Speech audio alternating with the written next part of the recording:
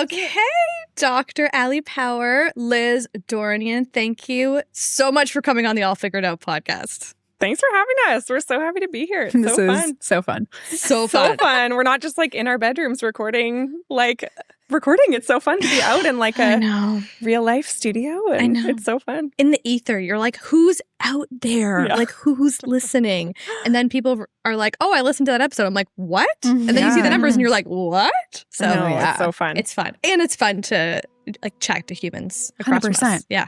Yeah. I am so excited about this episode. And I actually had some like quasi stress dreams last night, which is interesting. So we're like 140 in, and I haven't been nervous about an episode in a while. Okay. And we should make you the least nervous. We are the least. no, not intimidating. It's the topic. Oh, it's the topic. It's the topic. We're going to touch on your stories, your expertise, what you bring to the world in terms of supporting parents in their nutrition, their health, their hormones, and all of that. And we're going to go somewhere that we really haven't gone on this podcast yet before, and that is weight loss.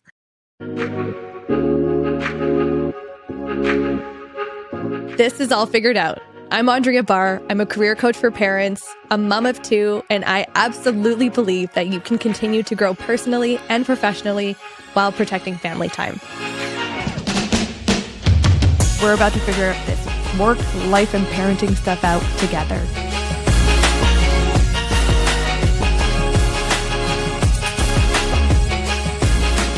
So I think we're past trigger warnings and things like that. Sometimes we kind of put them on, but you know, for anyone listening, if you're in a phase where you're like, not for me today, move on by. Move on by. Support yourself, you know, and we'll put some resources in the show notes too for anyone who might be, you know, actively struggling and really needing like additional love and support in that space. But we are going to talk about weight loss or just like everything that's surrounding that word or that phrase or whatever it is we can call that as it pertains to motherhood predominantly. So this is a podcast for parents. We talk a lot about moms, and this is for, you know, the mom who is busy, the mom who has maybe birthed her own children or is a partner of a birthing parent. And there is so much wrapped up into this one topic. But let's start, take us back a bit. I want you ladies to each introduce yourselves and how you would introduce yourself today and what you do and what you put out into the world. So Dr. Allie Power, let's start with you. Sure. Tell us, how would you introduce yourself today? Sure. Yeah. So I'm Allie. I'm a naturopathic doctor. I practice in Fort Langley, BC, so pretty local to here. I have a virtual practice 1-on-1 and an in-person practice 1-on-1, so I can see moms all over BC, which is lovely. My practice evolved from being very like women's health oriented, did lots of like PMS and kind of more general women's health stuff, and then became a mom almost 8 years ago and really just saw so many gaps in our healthcare right now for moms and wanted to be part of supporting that gap for moms. So then really, really narrowed in my practice to be now all moms of young-ish kids. So yeah, my practice is that. Mostly I'm supporting moms with energy and mood support and like hormones, like what the heck is happening with your hormones now you're a mom? And maybe is it perimenopause? Like what's going on there? So that's a big part of my kind of day-to-day practice. It's awesome. I love it. I have 3 little boys. So they're almost 8, 5, and 2 currently. Life is crazy. Like it's so busy. And it's constantly, right now, I feel like I'm just constantly in this balance of trying to figure out work and motherhood. And yeah, it's just all a lot. So I'm like in it with my patients, which I think is so helpful for them and for me because I can really see like it's busy. We really need to make your plans really simple. We're not doing these big, like giant elimination diets or these huge drastic life changes to help you feel better with your health. So my like hope is that moms can feel like there's simple and attainable plans for them, that they can prioritize their health and motherhood, that they don't have to just put themselves at the bottom all of the time, and that those changes don't have to be huge. Like you can do it, and helping kind of figure that out and how to navigate the world of like supplements and vitamins and lab tests and medications and all this stuff. So yeah, that's kind of me in a nutshell right now. I have a husband. He's also a naturopathic doctor. His name's Rory. He sees all men's health. Yeah, we live in Fort Langley. We love being outside. Like our kids are soccer obsessed. So right now we're just like at the soccer fields all the time. And it's so fun. Yeah, it's so fun. It's like such a new world for me. I grew up as like dancing and like, you know, like I had a sister. It was, I don't know, we were very into more arts and yeah, so we're just navigating the world of like sports and youth sports. And that's like a whole nother thing that's part of my life right now. But yeah, that's a little bit about me in a nutshell. So beautiful. Yeah. You know, that trend that's going around on Instagram right now, that's like my horror movie or my horror story. What is that? It's like horror, something about like your horror, like your horror like movie. A horror film, but it's this or something. Yes. Okay. Yeah. For me, it's like my horror film is the elimination diet. Yeah. Yeah, that's like, so fair. When you said it, I was like, preach. Like, same here. Actually, like, it's what? the worst. I understand there's a time and place. And I should probably say that's also probably because I've not been at that place with maybe like intolerances where it's like do or die. And I have a little sister who like has been there. Yeah. But my God, like working that in Totally. to like with 2 kids like that would be. Oh my gosh, it's impossible. I have so many moms come to me and be like, I saw this other naturopath. They had me cut out like dairy and gluten and eggs and soy. And I'm like, they're worse off almost a lot of the time. Not all the time. Obviously, again, there's a time and a place for it. But so often they're worse off because it's like, well, of course, now you can't eat anything. It's hard enough to eat as a mom. It's hard enough to make sure that you're eating. Yes. Never mind like trying to cut out a whole bunch of food groups. So yeah, I'm like, people will joke. They're like, my friend told me you won't cut out all of our favorite things. So that's why I'm here to see you. I'm like, that's great. I probably won't. So you're welcome. You're welcome here. And I love coffee and dairy and all the things. Yeah, your website, you were like, I love, at the very end, it's like, P.S. I love coffee and fries. And I'm like, love this gal. Love her. Love her. Oh, it's so good. Liz, tell us, how do you introduce yourself these days? What is going on for you in your life? I am Liz. I'm a nutritionist and I work with moms also. Like Allie and I connect because we're very similar. So I started out, I never thought I would get into what I do now, which is mostly weight management with moms. I started out just kind of thinking, like I started out, honestly, I mean, you didn't ask about my whole backstory, but just roll with it. I'm nervous, I guess. I feel like can we cut this out if I'm like nervous? No, it's like it's real life. It's like it's also as practitioners, you're probably used to asking other people the questions. I'm just like, well, okay, so yes, I started out into nutrition because I was really into food. And then I went to nutrition school and then I became a nutritionist and I started working with people. And guess what? Nobody wants to just learn how to eat healthier. They want to lose weight. And so that was just very confronting and not really something I knew how to navigate at the time because it wasn't really what we were trained for. Like in nutrition school, it was very much like almost like you shouldn't really, like you should try to help people not want to lose weight. You know, that sort of bent where it's like nourishment. How do you nourish? And like it should be about healing and it should be about whole foods and just being one with the environment and, you know, all these beautiful things. But then I was getting people coming to me as a brand new nutritionist and they were like, oh, well, I want to lose weight. And then, so anyhow, I worked clinically doing that under a doctor for a while, which was amazing experience. And then I became a mom and I realized the same thing as Allie is like, this is a problem. This is a thing that moms need support with. And they are sort of getting inadequate support here. At least that was my sense. It was like, this is something that, like we, especially postpartum, it's like every mom sort of wrestles with this like body image. Who am I now? How does my body work? How am I supposed to feed myself and take care of my family?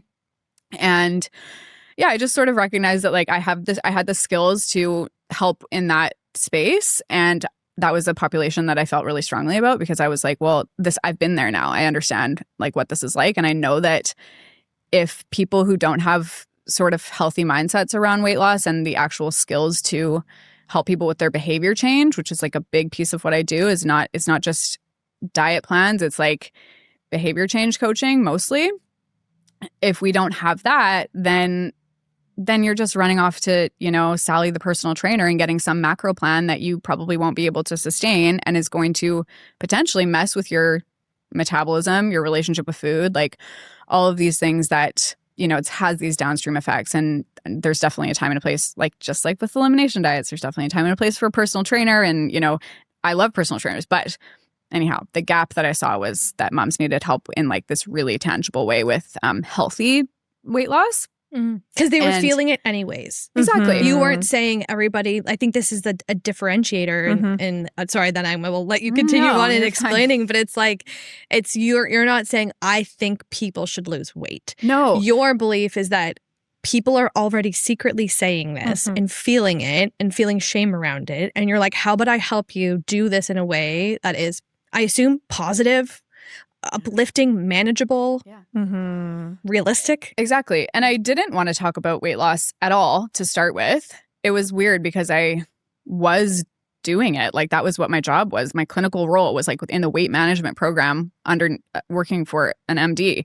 But then to talk about it publicly online felt so different. And, even just the weirdness of like, my friends would see me talking about that, and I didn't want anyone to think that I thought anyone should. So it was at first I really approached it in this nuanced way, and I still do, I think, but now I just see, because I've been doing it for so long, that's like, it is a need. Like moms, women, we sometimes do run into a situation where we're like, I love my body, I have a healthy relationship with food, and I would like to lose 5 pounds, or I'd like to lose 10 pounds. And like, I don't want to feel bad about that.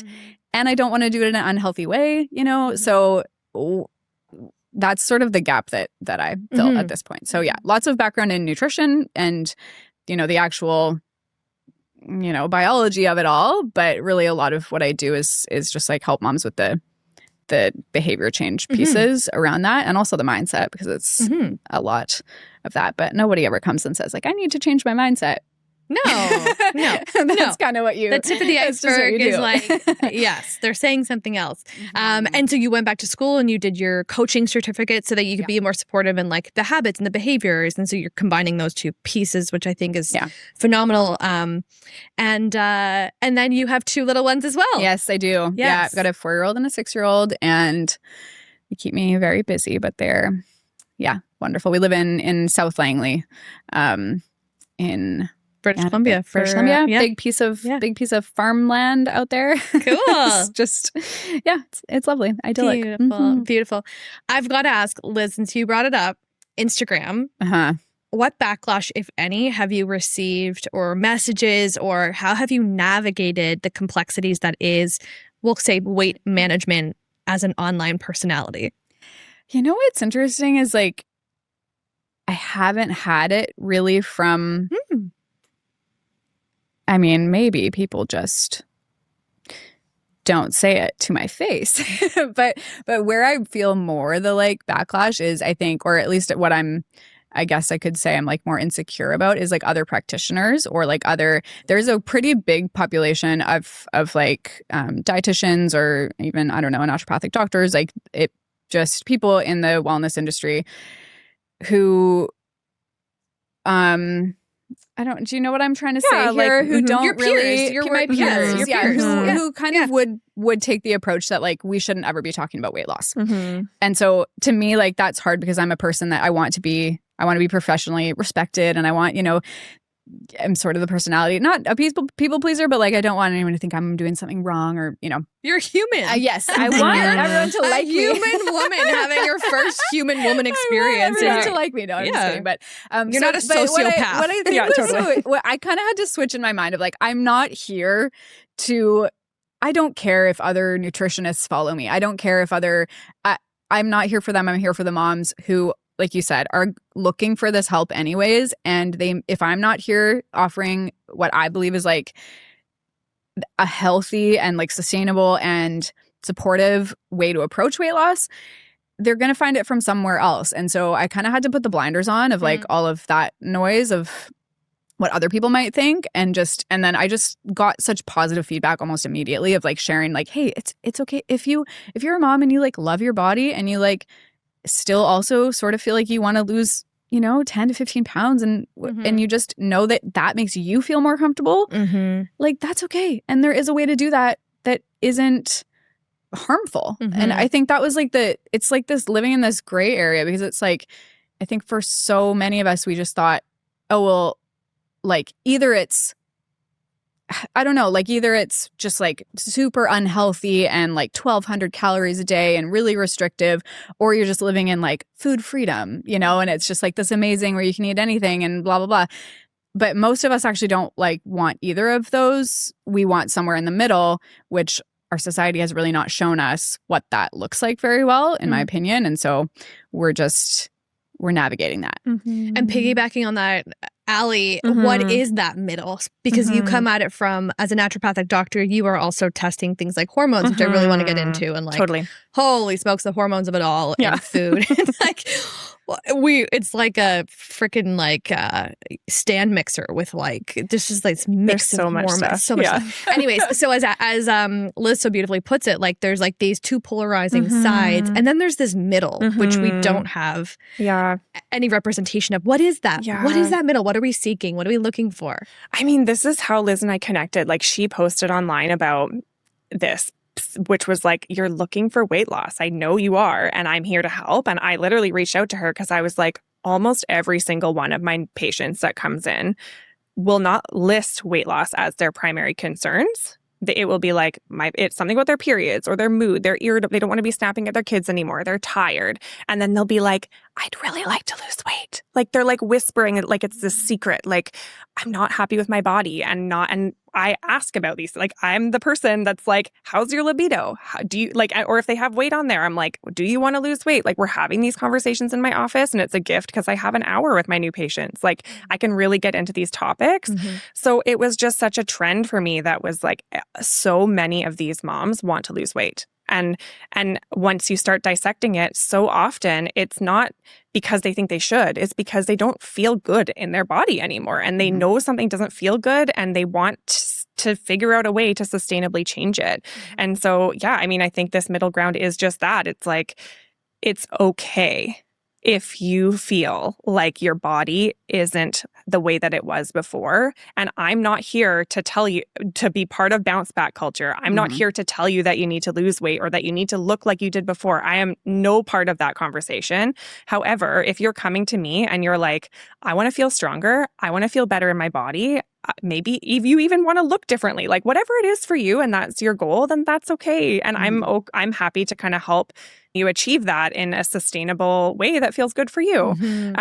So yeah, I mean, in my practice, it's Liz and I really align on the behavior change is such a big part of it. Like I'm having these conversations with women, like, what does your morning look like? What does it look like? What does breakfast time look like in your house? What does after school look like? What does your lunchtime? What is bedtime? What are you doing when you come downstairs from putting the kids to bed? It's like looking at these behaviors and these patterns. So it's not just about like, this is what you're going to eat at this time, right? It's like, let's look at your whole picture. Yeah. Like, let's look at the whole picture. And for me, so often it's like, how can we include, are you eating enough? Are you eating regularly enough? Like, there's so many pieces to it. And then from my practice, there's also the hormone side of things. There's the, like, how's your energy? Have you had labs done? How, like, all of that side of it too is really important for me because we're doing lots of labs. And like, if you're like iron is so low and your thyroid is off, there's no way you're going to be able to manage your weight with those things happening. So there's so many pieces from it from my side. But I think it's just,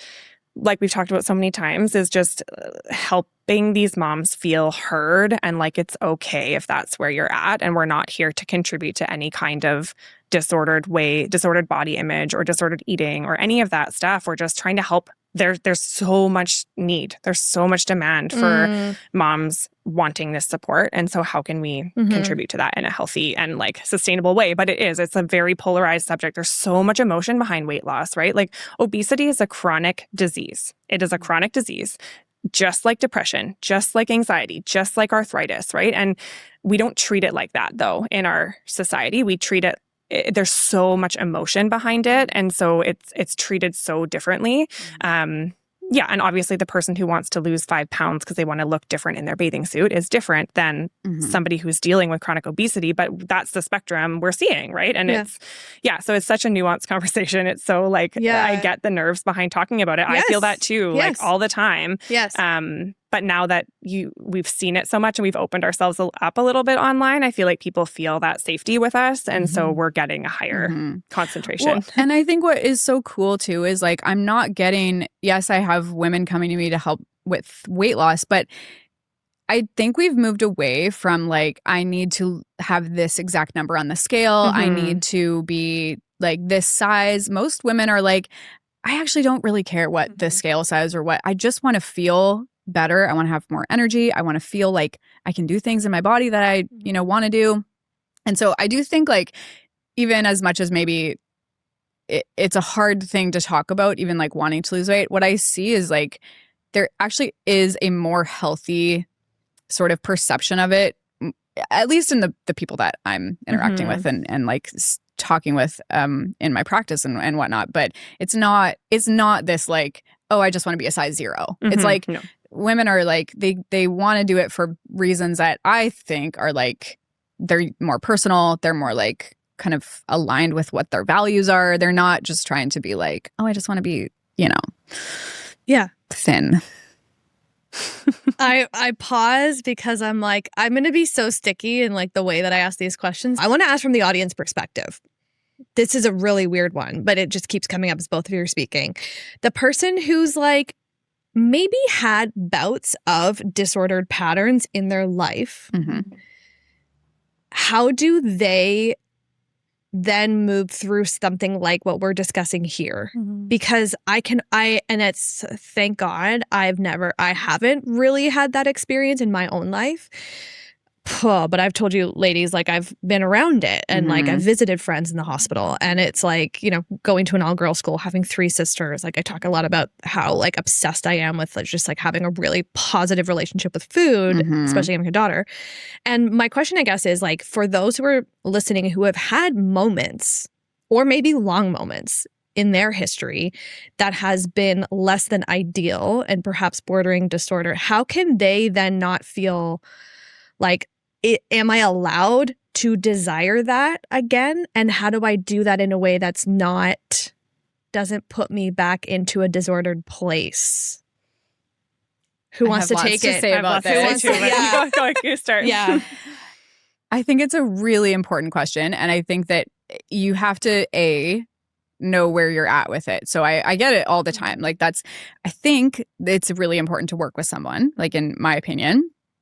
And there's different, like, depending on where you're at, you would take a different approach for each person. And so that's why I think it's important to like sit and kind of pull all the pieces out, around it, like what's really happening and what is uncomfortable for you and not that I'm not like an eating disorder nutritionist, and I would absolutely, if anyone's in that like boat, I would refer out. That's not my thing.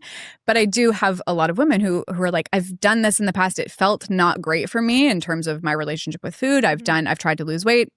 And so it got bad, or it got a little obsessive. I got really obsessive. And so we work on this is why it can't be one size fits all, right? Because for somebody, counting macros, counting calories is going to be not healthy for them, right? But for someone else, that might be the right thing to do in that moment. And so I think it really helps to have someone look at things and go like, if you're not ready for this, we have this option. We have this option. We have this option, right? And I do think as well, one thing that's really beautiful about and why I like have stuck with this work, even though weight loss is hard to talk about and it probably would be easier if I was, I don't know, doing something else, but but why I love it so much is because it's one of these pieces that really gets to helping someone improve their relationship with food. Like if you don't ever engage with food and like really take the time to focus on your habits around food and your relationship with food and your thoughts and beliefs and your like all of the things that we carry around when it comes to food, you don't get the chance to improve your relationship with food. So you might just stay kind of stuck in this like, oh, I kind of feel weird about it, but like, I don't want to go too far in, even though I do want to make a change. But like, so.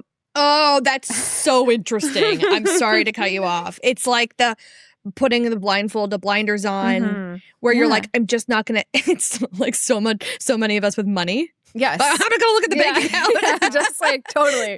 It's like it might be bad, so I'm not even gonna go I'm there. not gonna look at it. Yeah. But you can improve it. And like what's so beautiful about like the transformation that so many of my clients have had, it's like, oh, sure, I've lost weight, but like what's so amazing is like I think about food totally differently now. I think about like I'm not afraid to have ice cream anymore. I'm not like afraid to eat a burger. I'm not afraid to like, you know, I feel like it's such an underappreciated piece of working with a nutritionist, not to be like, oh, everyone sign up, blah, blah, blah. But like, I don't think it gets, I think you think, oh, I'm just going to get a nutrition plan. I just have to follow it. And it's going to be really hard and really strict. But like really on the other end, my goal is always that people leave feeling like they have a lot more agency and they have a lot more freedom and they have like, you know, the cliche word, they feel empowered. Yeah. To make the decisions that feel right for them instead of like, I don't want to, like you said, putting blinders on and just feeling like there's nothing that can be done because again, it's either unhealthy or it's like total food freedom and total, you know, free for all. So because they actually have a relationship with food versus not having completely being disassociated.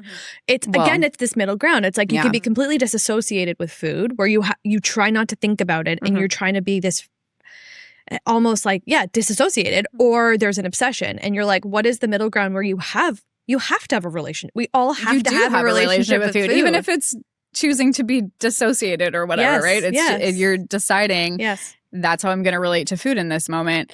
But I mean, I think a powerful thing from like a kind of tangible standpoint is I love to help people learn how to like listen to their bodies better. And so one thing that can help, and it's again, this isn't diet rules, this isn't one thing or another or restriction. It's like, can you notice when you're actually full or when you're actually hungry?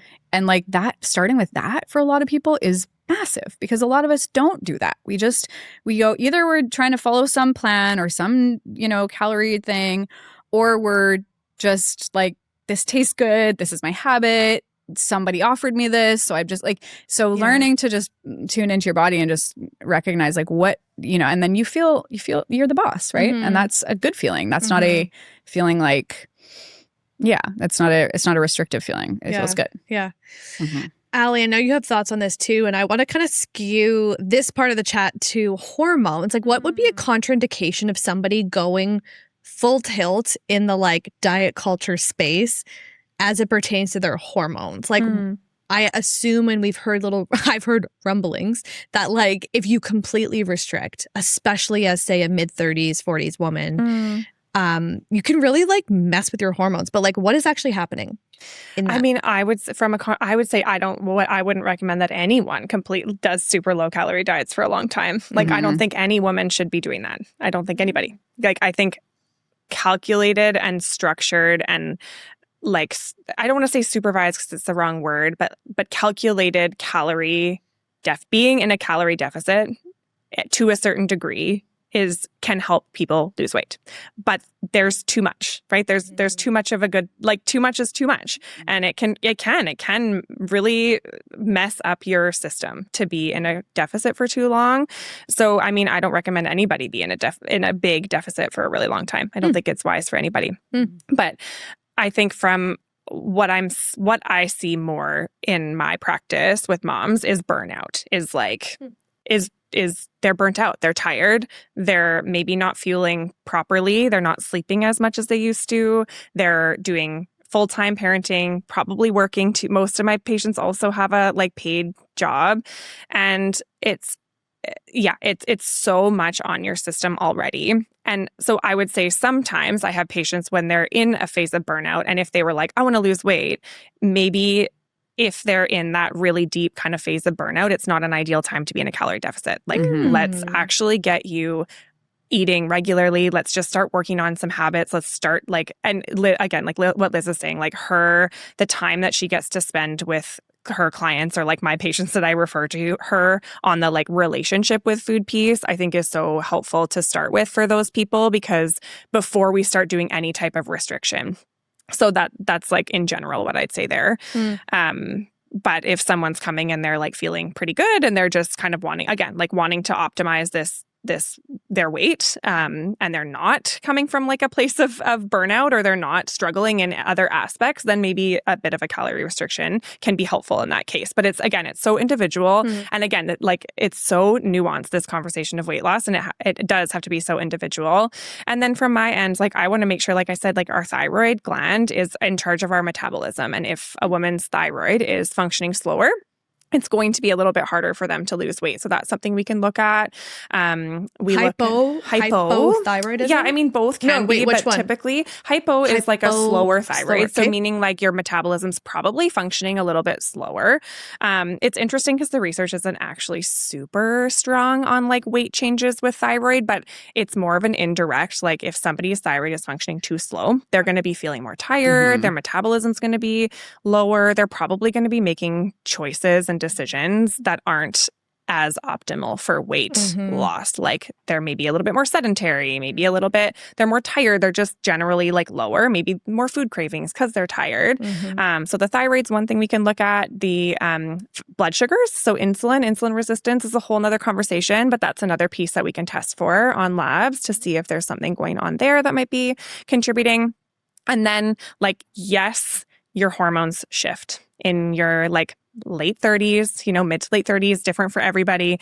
But that whole conversation around hormones and how that shift happens, perimenopause, that whole conversation is kind of another, we could do a whole episode on that. We have 10 episodes on that. Yeah, we have a ton of episodes. Yeah, totally. But yeah, so that's a whole nother time frame that things can shift, and it can be harder to build muscle. It can be harder to shift weight. So I don't know if that answers your question. No, it does. No, it does. I don't even remember what my question was, but no, it's so interesting that I'm just getting that is the word multifactorial. There is such a like.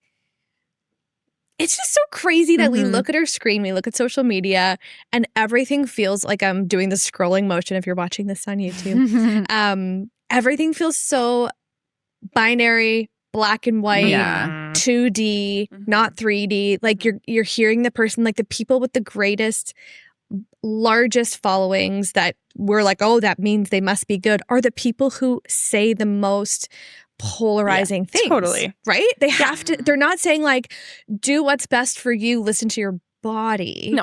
They're saying like, if you do this like 75 hard, you will. They're not like you might. No. You will lose 20 pounds. And like, this is the only way to do it. Because this is what worked for me. Yeah. This is the other like That's thing. the other thing online. It's crazy. And then, you get so much confusion and so much confusing. Like guilt. Like you're like, well, I can't do a 75 hard because I have 2 little kids. I don't even know what that means. Me? I can't even work out every day. Like I can't even, let alone twice a day or whatever it is. Yeah. Like, And so then it just makes you feel like, well, that's too bad then. I guess I won't be able to make anything happen with my health. And it's just, that's just not true. But you're right. It's what we see.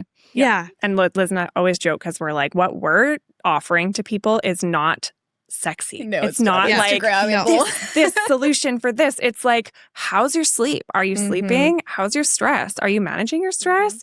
Are you eating regularly? Are we getting fiber? Are we getting like, it's like these, like, have you had lab work done recently? What does your evening look like after your kids go to bed? Like, it's literally these like simple, basic day-to-day things that add up and contribute in a huge way to our health. Yes. But they're not a magic thing. Well, they're not new. And they're not new. No, they're like, like basics. they're nobody's it's almost like what's it called? Like it's white noise at this point. Like talking about vegetables or like walking or whatever. People are like, but like what's the like, real thing? Where's the real thing? Like what pill can I take? It's like, so let's go there. GLP-1s. Oh yeah, well you can take a pill. Yeah. GLP-1 injection. We're so Allie, take it away. You can talk about this. Yeah, I want to. So I'll give you I'll formulate a question here. I think everyone listening to this podcast in particular, we are all so subscribed to the idea of small tweaks, adding the tweaks together, understanding. Like my whole thing is like, let's have fun having a conversation like this. Let's educate. Let's learn little bits and pieces. Understand the why behind things, right? So like what you're saying is like, yes, we all know what we need to do, but if I hear what I can do to support my hormones And then if I support my hormones, what that actually does, I'm like, okay, now I'm more bought in. Right. Totally. Right. Because I'm like, you just tell me to sleep. I'm like, F you. My son's not sleeping right now. And that makes me mad. Actually, he started sleeping again. He was like, news. We're like dropping naps. Anyways, it's long and boring, but we're feeling good this week. Oh, that's so nice. Makes such anyway, a big difference. So we're all like, we're hip on the culture. We know what's going on. We understand that there is a drug that's been out for a while that has the unintended consequence of weight loss, which is the GLP-1. And man, there's polarizing views on this. And I think what I will just let's call a spade a spade. I think in this room, we would understand the benefits on both sides. Like, again, where's that middle ground? So, Allie, what are you seeing with GLP-1s in a supportive way? A lot of people talk about the contraindications, muscle loss, et cetera. We know that. But what are you seeing that is like actually a supportive factor of taking them for moms? Interesting. Yeah. For the right person, a lot. Yes, of course. Yeah. Of course. Yeah. I mean, they are... I think probably the biggest thing that I'm seeing with my population is the food noise. And so it's what Liz was saying earlier with like, can you listen to your hunger cues? Can you listen to your fullness cues? Like there is a portion of women who can't, who have this loud food noise that consumes them. And it's more in what I'm seeing is it's typically more in like the binge eating kind of realm, and or this like consistent need to turn to food to cope with stress. And I have so many women who have tried so many things to support themselves with that behavior change, like all the things that it's not doing anything.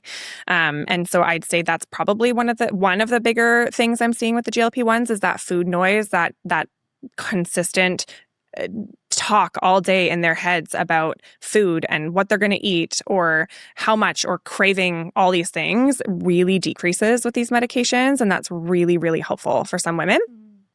And then there's a whole metabolic endocrine side to these medications. So for women who potentially have something like called PCOS, now called PMOS, right. Polyendocrine metabolic syndrome, now it's called, like any woman who has anything to do with their metabolic syndrome, with their metabolism or with their endocrine system, so hormones or metabolism. Okay. That is also seeming to make a really big difference. Like if that's a part of their weight struggles, if insulin is a part of their weight struggles, if insulin resistance or PCOS or whatever, if there's a hormone side to it, it's making a massive, massive difference for them. Right. So their bodies are just doing something maybe atypically just because that's their body. That's just kind of their constitution almost. Yeah. And so what this can do is it's like, okay, I'm sure with naturopathic supports, there's things that you can do to be supportive of that. But then maybe for some people you have PMOS and there's only so much you can do. Okay. Yeah, exactly. And so this really changing the game for them and really allowing them. It can be a really great tool for the right person to help them with their goals. And I mean, muscle loss is, we could talk about it forever, but it's not, the medication itself is not causing muscle loss. Okay. The fact that these medications decrease appetite and decrease intake of food is what is causing that. So it's the fact that they're not building the muscle able to if they're not intentional. The thing I don't like about these medications is that they're being prescribed and then the patients are being left on their own to fend. And that's where I think some of these side effects are really going to come to play because they're not being educated and recounseled now that they have this completely different appetite on how much do I need to eat? Am I getting enough protein? Am I exercising enough? Am I getting enough nutrients? And so that's I shouldn't say that's the part, but that's one of the parts of these medications that I could see being a problem longer term is that there's not enough follow-up and counseling and education being done after they're put on them. Yeah. So I see it a lot in my practice. Yeah. I work with a lot of women on them. It's really great to be able to support them in that way of looking at that bigger picture for them. Yeah. And are we allowed to say it? Like you also prescribe? I prescribe them. Yep. As a prescribing naturopathic doctor. I prescribe them. And monitor patients on them. Yeah. So, I mean, I think I think this is interesting. I don't think these I just love having conversations that I think are not conversed on enough. And this is one of them. Yeah. Now, Liz, are GLP-1s putting you out of business? I don't know, maybe. No, so the thing, what Ali was just describing is essentially like you need to be paying almost more attention to your nutrition when you're on a GLP-1. And so again, like they are a tool. I mean, not everybody wants to be on them, and not everybody, it's not indicated for everyone. It's not indicated for everybody. You know, that's and another so, nuance that we need to make sure people understand. Like it's not like a blanket, hey, everyone should just go on this, but certainly for the right person. And like usually, I mean, we're sort of similar in what we, not that I don't make these recommendations, I don't make these, I'm not a prescribing doctor, like I don't make these recommendations, but generally, like what I like to see is all of the lifestyle pieces there. Because those things are not unimportant, right? So like if you're just exercising to lose weight and then you now go on a GLP-1 and you stop exercising, that sure, you can still lose, like the weight loss will be there. Exercise is not just about weight loss, right? Like there are so many benefits that you're now missing out on. And the same goes for food, right? If you're only eating vegetables because you think it's going to help you lose weight, now you go on a GLP-1, now you don't have to eat vegetables. Now your gut health is going to suffer. Now you're at risk for all of these other longer term. And I think that's what's a little bit hard is like those things are longer term. Like that might be cardiovascular disease, like 10 years down the road. That might be neurodegenerative disease 10 years down the road because now you're not getting enough antioxidants or whatever it might be, you know?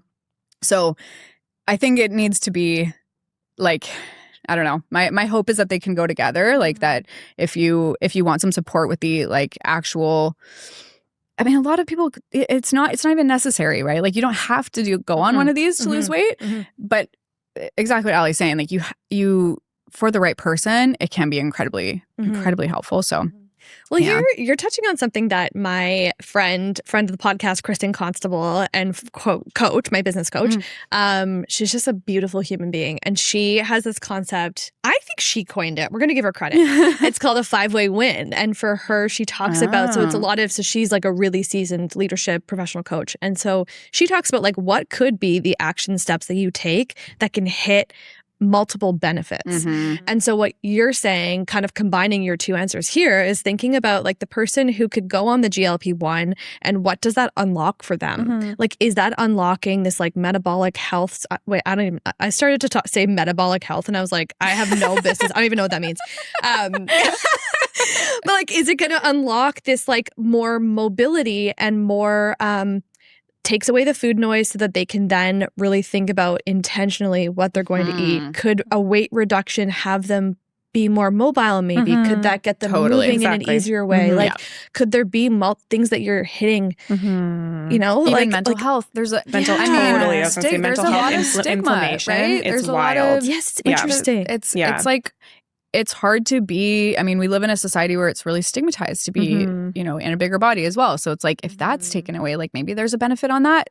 And so you're right. Like you have to look at like, what's the end result and like, what are the benefits or not And then the other thing I think about these medications is they were always meant to be long-term. They're always meant to be long-term medications. So all of our research on them is on diabetes and on preventing long-term impacts of diabetics. So we don't want to take a medication away from a diabetic person that's preventing them from having a heart attack, right? Like we are leaving them on that medication long-term. So all of our long-term research on them is very long-term. It's very like we put somebody on this for their chronic disease and we leave them on it. And so that's one part of these medications that I think we need to be having the conversation about is like, if we're using this for this person to lose 5 pounds, like, are you going to be on it forever? What's the plan? Like, what's the long-term plan with that? And what happens when we come off of it? If the plan isn't to be on it long-term, what's happening when we come off of it? So have you developed any skills or behavior change or habits around or changed your relationship with food, right? Like, so there's so many pieces when it's being used for these people who just want to lose a few pounds. Like, so that's where it's like, there's so much nuance to the prescribing of it and to using them. And that a lot that we don't know, a lot that research will come in the next like little while. Cause we don't have the long-term research on using them short-term, if that makes sense. Oh, interesting. So okay, never thought about that. It will come, but it's just a conversation that you have to feel comfortable having with your provider if you're choosing to go on these medications and feeling like being aware that it's kind of like hormone prescribing too. Like I can say the same about prescribing bioidentical hormones. It's like, it's a really great tool. It's a really great option for some people, and it's nuanced. There's so much that goes into it. There's so much that goes into these prescriptions and these medications to think about. But I don't think it's a no for everybody. I don't think it's a yes for everybody. Right. Interesting. Let's talk about biohacking.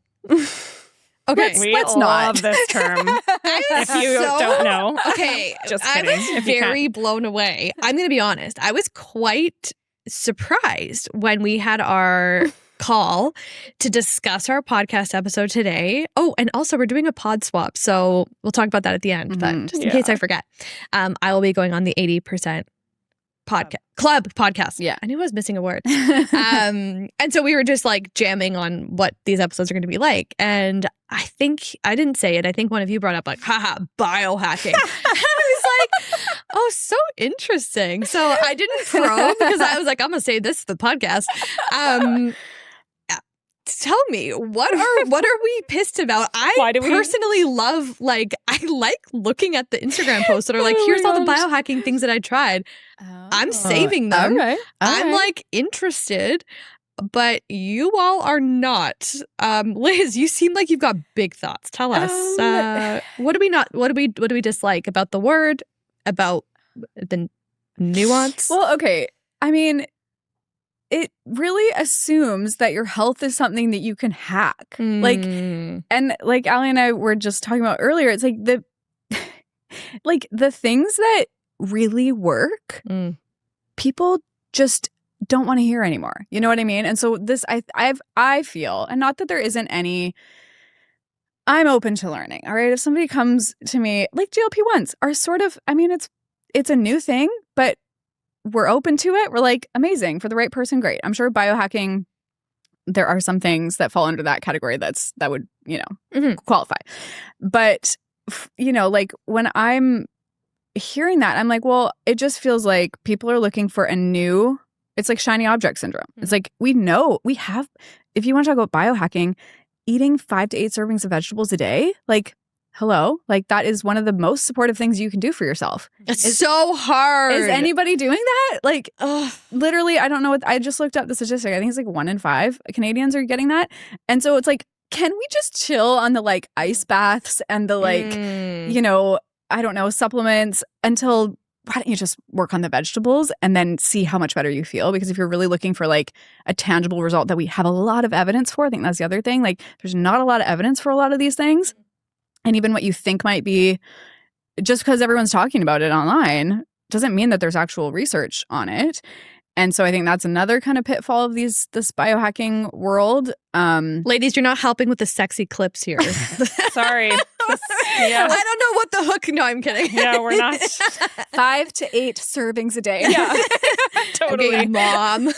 Yeah, I agree. It's like, I think the reason it drives me a little bit crazy is because I have, there's so many people that come to me on hundreds and hundreds of dollars of these supplements and greens powders and this and that. And I'm just like, you're not sleeping. Like you are so stressed in your day to day. You have no time for yourself in your day. You're not eating. You have no joy. You're not socializing. Like it's like these basic things that aren't there. And I think there's times and places for supplements and nutrients and things to support your journey and support you to feel better. But I think it's just turned into this, like, what's the trendy new thing that's going to help me feel better faster so I don't have to do these other things that are harder. And it's not like always that choice. I know that everyone's in a different place and everyone needs more support at different times. So I want to be mindful that I'm not saying that everybody has the time for 8 hours of sleep and 8 servings of vegetables and this and that and this. Yep. But it's like, when none of the basics are there and you're spending hundreds of dollars and all this time on these biohacks, but none of these basics are here, like what are you really, who are you serving? Like what is happening long-term for you? How are you, there's no sustainability here. It's like, yeah. And then there's the whole evidence thing where it's like the influencers and the people are posting this stuff that you're like, is that I've had patients come in with like super, super high levels or off levels on their lab work because they're taking these supplements because the influencer said it's a good idea. And it's like, that actually is not safe to take that much vitamin D. Like, stop taking, right? It's like, so it's just creating so much misinformation. And I think doing a lot of people a disservice in the fact that the basics are missing. So that's why we kind of like laugh at biohacking, because we're like, we're not doing a very good service in terms of like marketing ourselves, because we're like, these are kind of boring, but they work when you do them. And and I hear that like sometimes more energy or sometimes more capacity is needed in order to do these basics. So I'm not discounting that, but like it probably doesn't have to be hundreds of dollars in supplements. And usually or like it's like, what I love is just finding the lever for someone. Like it's, maybe 8 servings of vegetables isn't accessible to you, but like what is, right? Usually there is something that will make a bigger difference for you than, the newest biohacking thingy that you're just, I don't know. We often like tell ourselves stories about things, and it takes somebody else to be like, well, could you try this? Or like, could you do this? Like some of that like coaching work is just like, like what if you try, like eating 8 servings of fruits and vegetables is so hard. You just said that, right? Yeah. It's like, I shouted it actually into the microphone, into the listeners' ears in a big way. Like, okay, but if you were to set aside that belief and get a little curious about like, if I had to eat 8 servings of vegetables a day, or if I really wanted to, or like, do I know anyone else who has done this? And like, how did they do it? Right? Like some of that work is, I think, way more powerful than just finding a new thing to take or hack to hack. Well, what I was thinking about? Oh my God, I have so many thoughts coming to mind. First of all, people sleep on frozen peas. I don't know if people sleep on them. I was sleeping on them until I remembered that my girlfriend made these crostinis. I'll see if like for this I can like pull up a photo on the screen. But oh my gosh, they were so good. It was frozen peas that were like thawed, and then lemon, olive oil, and a bit of Parmesan cheese, should you opt into dairy, and blended, and then on these like little crostinis. Oh, pretty. Which then made me be like, to me, this is way better than an avocado toast. I'm like mildly sensitive to avocados. I think it makes my mouth itch. Anyways, I'm like, see, I can get behind that if I have a little bit of like peas on toast. What? That's a serving? Maybe 2 if I like go crazy. Yeah. But it's the Instagram of it all that I'm like, oh, but if I'm having it, I need to be having like sauteed spinach, yuck, for me, yuck, or boiled broccoli, disgusting. Right. It's like, it's the things that we think we should be doing or eating that I don't want. I'm a huge fruit nut. I always have been. I'm like, my son is the same, like all different types of like citrus or fruit. Like my body just like loves it and craves it. And I'm like, that counts, right? Totally. Yeah. It doesn't we have don't to eat be enough a fruit leafy... as moms. Oh yeah. We always save all the fruit for the kids. Save the berries. All the fruits for the I never do. Yes. I am all in the fruit. And frozen fruit. You know what? Frozen fruit's also great. Oh, it's so good. Frozen mangoes, that's a big hack for my kids. Like if there's no fruit in the house, or like that way I don't have to go to the grocery store as many times a week. Just frozen mangoes. Yes. And like thawed. Yeah, totally. Yeah. And also like maybe it's not 8 servings of vegetables. Like it has to be value and goal driven too for people, right? I think that's the other thing that we miss. It depends on what you're working on. It depends on what you're working on. Yeah. If you're like, if you're trying to like support your gut health and like support your fullness and all this stuff, like maybe like increasing your vegetables is helpful, but it has to be value and goal driven for people too, right? It doesn't have to be all of it at once. It doesn't have to be exercise and sleep and stress management and veggies and this all at once. It's small, it's sustainable. Like we need to make baby steps, baby changes so that it lasts. Totally. And it has to be meaningful. Yeah, it has to be meaningful to you. Like, I mean, a good example is when I do weight loss with clients, I'm really clear, like this plan is for weight loss. It's not you have to do this forever. It's not you have to do this, like this wouldn't be appropriate if you were training for a marathon. This wouldn't be appropriate if you were doing, there's XYZ scenarios. This plan, this nutrition plan is for weight management, right? Interesting. And so sometimes people will be like, oh, well, like I'm having a hard time eating, for example, 40, they saw on Instagram, they need 40 grams of fiber or something.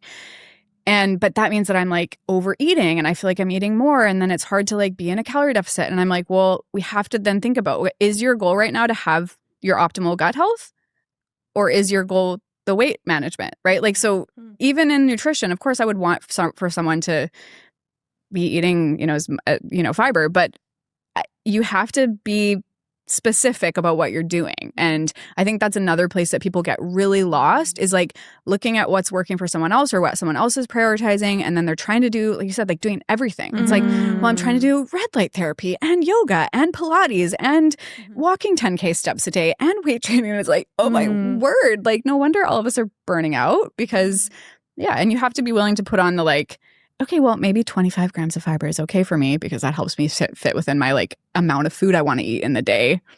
And then I can reach my weight loss goal. Like that's sort of, which, you know, maybe just get off Instagram for a bit while you're trying to lose weight. Yeah. Or that. My final question I want to ask both of you is around the shame of having too much information and how and I'm only going to speak from my own experience. And I work with clients who know, you know, well-being. We're going to talk about this on your podcast, but like well-being plays into the work-life parenting juggle and all that. And I think there's just like this real deep-seated shame. And again, I'll speak from my experience of like, I know exactly what I need to do. We've been talking about this for the past hour. And that's really the crux of this conversation is like, we know what we need to do. We know what could be supportive. We know so much. Like we know so much and it's such a cool time to be alive and to be, you know, in this like world. And it's so stressful because I have a real problem. My husband, if he's listening to this, probably not, but would be like, yeah, this is your Achilles heel is like over responsibility. Like I have like a very deep personal sense of personal responsibility for like everything in my life where I'm like, if anything is off, if I break out, which I have like, I'm prone to breakouts, for instance, I'm like, this is completely my fault. Right. Because I have all the tools and resources in the entire world. Like, how fortunate am I? And I'm still broken out. Like, it was that dairy I put in my coffee. It was this, it was that. And it's like, holy smokes. Like, I just even have like chills right now because I'm just like, this is so intense. And I have access to people like yourselves. I get to ask questions on this platform. And like, I've got tons of resources and I still feel this. So for the mom who's listening, start with you, Allie. For the mom who's listening about this like shame, like what would you want to tell her? I mean, first, like I feel that. So I'm in this field and I feel that so deeply. So like, I think it's all of us.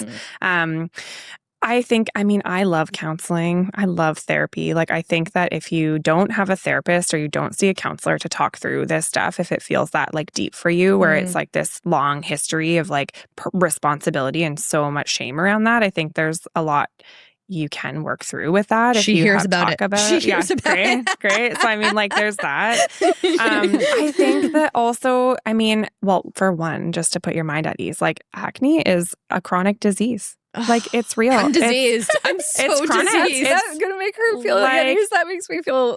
But, like, it's not your fault. It's not your fault. Okay, that's helpful. It's not your fault. Like, it's a chronic disease. It is chronic. It is hard to manage. It is not, like, a simple thing where, like social media and, like, this is the problem, is, like, social media and our world has made these things seem like they don't ever have to happen, and it's false. Yes! It is false. Breakouts, if you are prone to acne, breakouts are going to happen.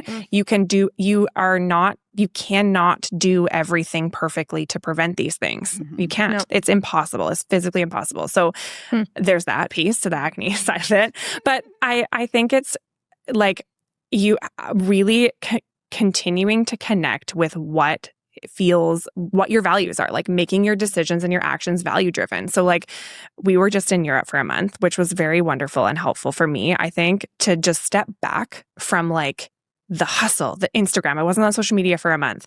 They sit and eat lunch and socialize for 2.5 hours over lunchtime. They drink wine, they eat baguettes, they socialize. It's like such a different world. And it was just such a realization for me, like a reminder of like, this is one way of doing things that we have like decided that this is the way that we do things and operate. And actually, it's better for me to like go and socialize with my girlfriends on a weekend and have a drink and have some bread and have some cheese and like enjoy my time with these women. And I feel so filled up and happy doing that than not doing that because I'm like so nervous about like, oh, if I eat the cheese, this might happen. Or, oh, if I eat the bread, this might happen. Or if I have a drink, this is alcohol does this to your body. So it's toxic and blah, blah, blah, right? Like, it's just like so much. And so I think I'm in a space right now where I'm very fresh out of that and it's very real for me. Like, that matters more to me than being perfect. I mean, it's why we called our podcast the 80% Club. We are not meant to be perfect 100% of the time. It's like, you're going to be miserable. You're going to be miserable. Yeah. You're going to be miserable. Yeah. Like, that will suck. And I don't want to live that way. Like, I want to enjoy it. I want to be able to enjoy it. So I think just working through that and recognizing it is such a big first step, recognizing that pattern for you. Mm-hmm. And then when it comes up, getting really curious, like, why do I feel bad? Why do I feel like this is my fault that this happened? And how can I maybe choose, was it worth it? Did it feel good? Okay, cool. Well, I have a pimple now and we'll figure it out. And right? Like, it's just not that it's that easy. I make it sound so easy in words, but like, that's probably what I would say. Yeah. Is like, stop aiming for 100%. Stop aiming for perfection. There is no perfect way of being and living and even in weight loss, right? It's like, you can't do it. It's not real. It's not real. Even though social media will tell you it is. So I love that. Yeah. I love that, thinking about like the different cultures and just like stepping out of our way of being and doing things and how we think it's just what we should be doing. Liz, what about the shame as it pertains to weight management, we'll say, or like a weight journey and people's thinking, well, look at all these. I've saved the 75 hard. I've saved the Japanese walking thing. I've saved this, that. I have a walking pad. I have this. And still I'm not meeting my goal. I can only imagine the deep shame that can come and arise with that. What would you tell the listener who is maybe in this space? Yeah.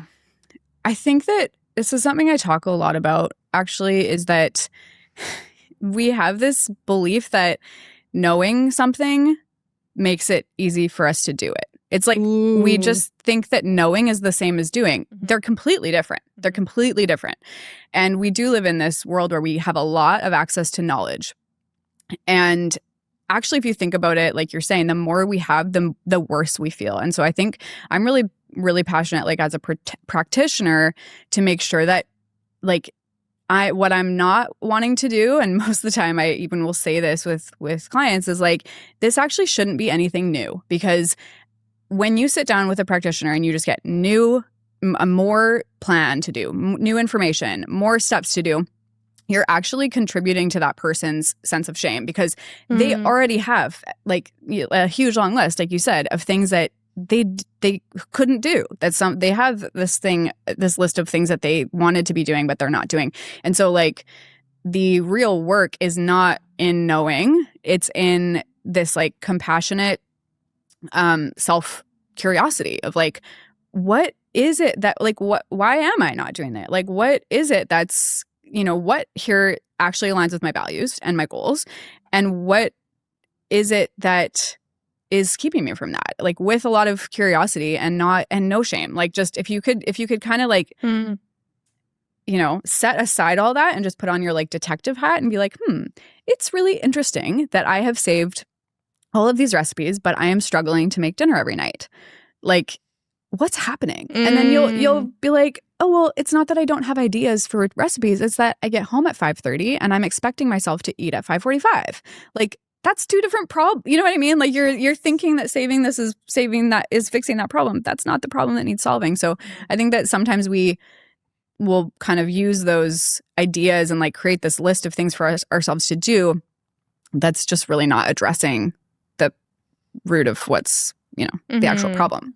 Oh, makes sense? Yeah, 100%. Yeah. We'll talk. Oh, sorry. Go ahead. No, I was just going to say, and I think if you're in that pattern and it's feeling really hard to get out of it, like reach out for help. Like also, like I work with a lot of women with ADHD. I have ADHD. And so there's sometimes there's a different side of it where it's like, if you've tried all these avenues and nothing's working, like maybe there's something else that needs supporting like in your life. And so I'll just say that too, is like, and Liz, like I refer to Liz all the time because it's like there's that behavior change part too. And then it's like, if something's just really not working and it's this constant cycle that you can't get yourself out of, like reach out, because maybe it's anxiety, maybe there is neurodivergence, maybe there's ADHD, maybe there's something else going on with your health that's preventing this. Like I said, sometimes someone else could see something something that you can't Totally. see. Like sometimes even just talking through it. Yeah.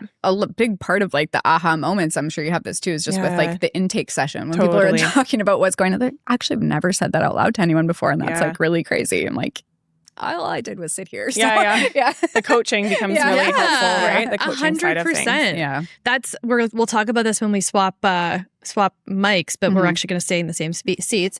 But swap hats. It happens all the time in my work as a career coach. It's so interesting because for me, I get the really drastic. So like maybe like for you guys, it would be I want to lose weight. People don't really come to you saying that. People come to me all the time saying every week, I need to leave my job.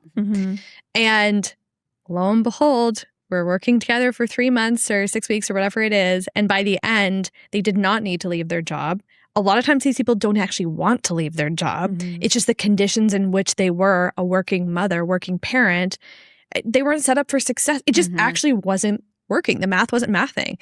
And what they were maybe avoiding, and there's no shame in this, but it's freaking hard, is the conversation with the partner, the conversation around finances and what hired help could you be bringing in to have someone be making your dinner so that you can be out at the park, or having that hard conversation with your manager to be like, I'm leaving at 3:30 every single day. How can we make this work?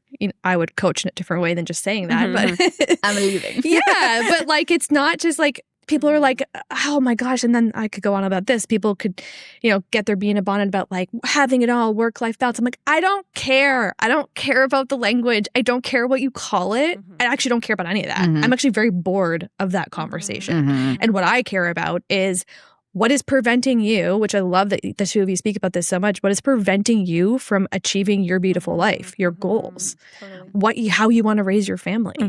And that's where I get so lit up because it's like, does it matter if it's balance, if it's juggling, if it's this, if it's that, integration.